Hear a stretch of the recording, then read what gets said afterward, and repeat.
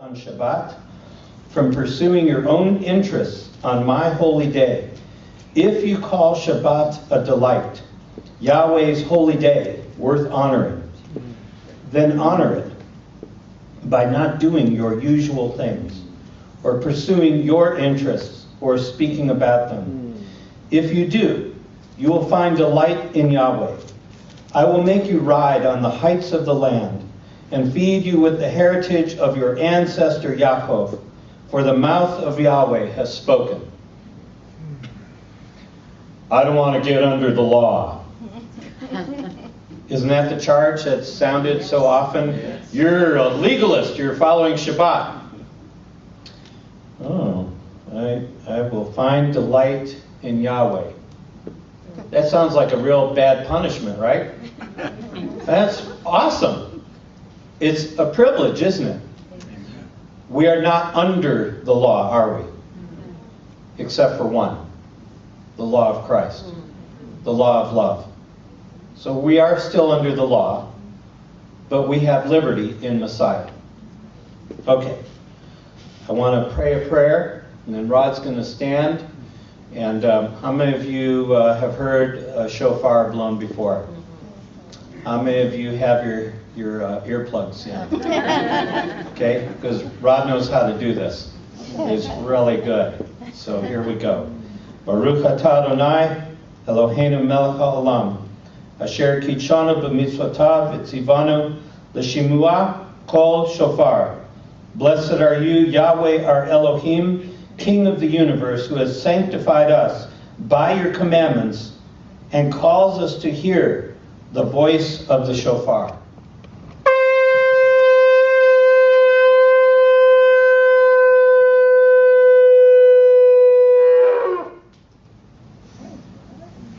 All right.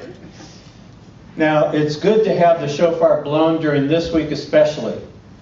These are what are referred to as the days of awe, or the high holy days on the Jewish calendar.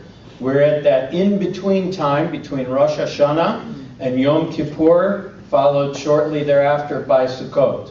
Rosh Hashanah is also called Yom Teruah, which means a day of blowing. So it's one of the feasts set apart in the Tanakh that commemorates the beginning of the Jewish civil New Year. And there's not a lot that's in the Bible about it, but it's a time to wake up. It's signifying the old year is over. What's done is done. The new year has come. That's good to know.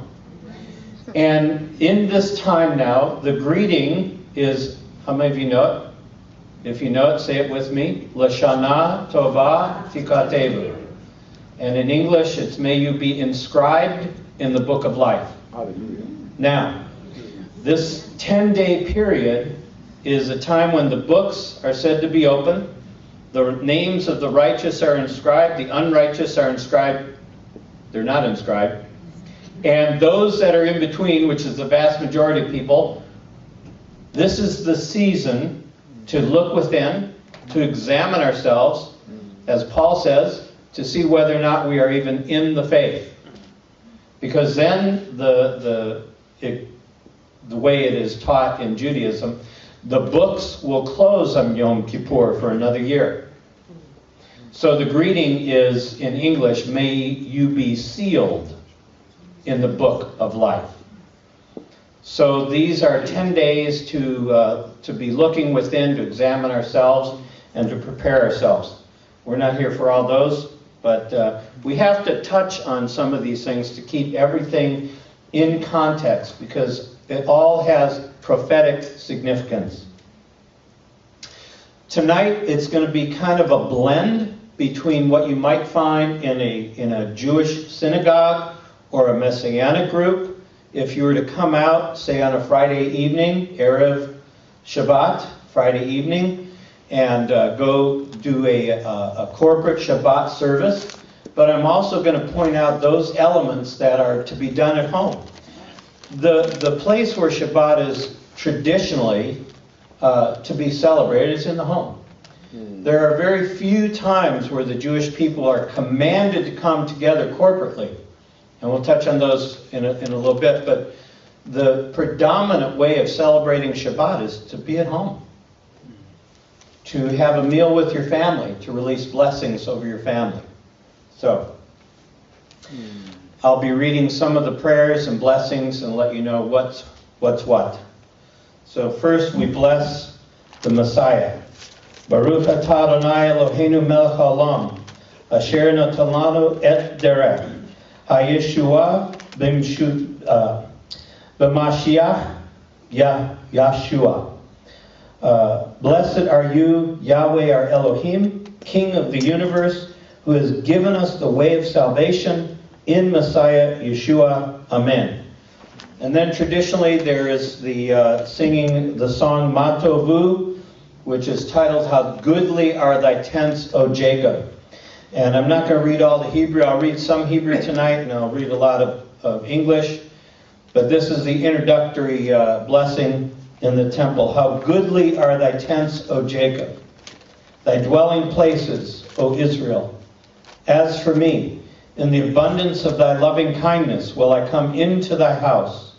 I will worship toward thy holy temple in the fear of thee. Lord, I love the habitation of thy house and the place where thy glory dwelleth. As for me, I will worship and bow down. I will bend the knee before the Lord my Maker. And as for me, may my prayer unto thee, O Lord, be in an acceptable time. O God, in the abundance of thy loving kindness, answer me in the truth of thy salvation. So some of these prayers and I've taken out of a prayer book that I got when I was bar mitzvah. So a long time ago, in a galaxy far, far away, in the realm called Ohio, I was bar mitzvahed. I grew up in a Jewish home. I celebrated all these holidays. Shabbat was always great. We lit the candles. We said the prayers. I got to drink some wine as a kid. That was cool. And then we had a wonderful meal together. And it was a good time, a good evening of just family. Then the Beatles came around. And the synagogue wasn't as exciting. And for me, the drums got really important. And I kept growing up, and all hell broke loose. And the drugs and the whole 60s and 70s scene. And so I was on a journey. And then my wife joined me on the journey. Yeah, I know, keep them rolling. And, we're on a quest for the truth. A lot of you understand, you remember what was going on with Vietnam and changes and civil rights and the world topsy-turvy, and everything that you thought was real became unreal. And so we're trying to find what is reality. So for years and years we're going through that.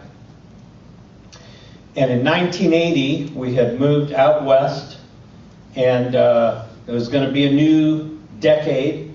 And so we prayed that terrible, dangerous prayer on New Year's Eve. God, if you're real, we want to know your truth. Well, nothing happened that night. But a few days later, my wife, who is still my wife here, these many years later, said, I think we should go to church. Well, those are the people who killed my people. And besides, didn't we say we're on a search for truth? Aren't there a bunch of hypocrites there in the church, right? Well, already had our firstborn.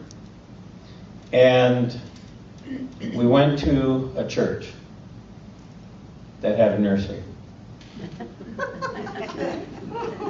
And we kind of liked what we heard, and then we, being the good Americans that we are, had to see if there's a better deal across town.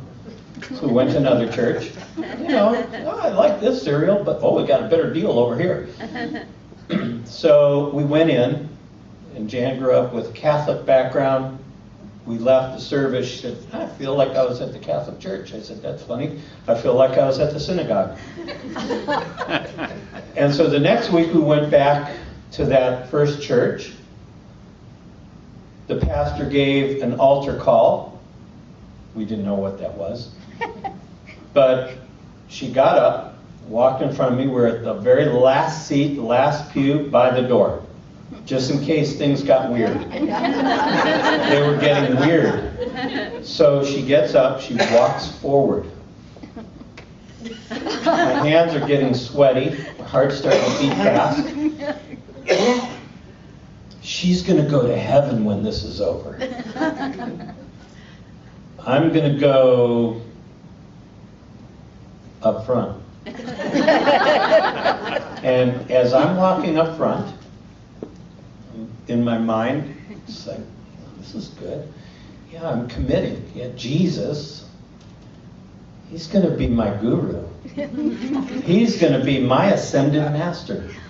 Well, okay, little bracket there. I have this great idea, great money maker. I'm going to make these t-shirts. And on the t-shirt, it's going to say, Jesus is my ascended master. And there's going to be a couple of feet sticking out through the clouds.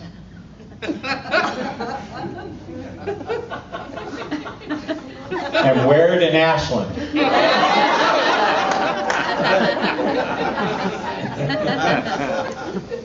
End of segue.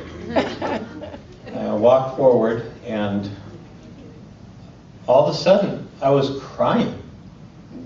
What's this all about? And by the time we got home, and we got out of the car, and we didn't say anything, and Jan started saying things like, astrology, that's not real, is it? No. And all these things just began falling off.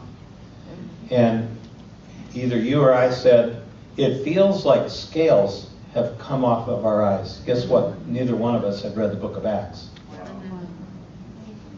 It's just what happens, isn't it? Yeah. So it's the real deal. So the church that we got saved in, I am now the pastor of. Wow. So God has a great sense of humor. Oh yeah, baby.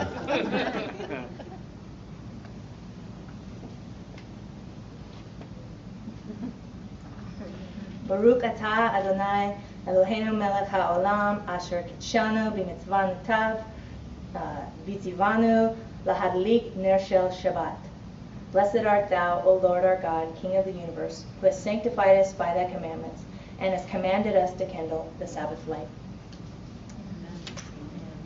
We thank you, O God, for your gift of Shabbat, for the home in which we observe it, and for the dear ones with whom we share it. May the joy of Shabbat gladden our hearts, and may its peace quiet our spirits. And we observe Shabbat together. May we understand its meaning and capture its mood. Bring us closer to one another in love, with laughter and soft words, with shared concerns and mutual respect. Help us make our home a sanctuary, warmed by reverence, adorned by tradition, with family bonds that are strong and enduring. Based on truth, trust, and faithfulness, keep us far from strife and anger. May we be spared shame and reproach. Help us to live in the week ahead, that you may look upon all we have done and find it good and worthy of your blessing. Yeah.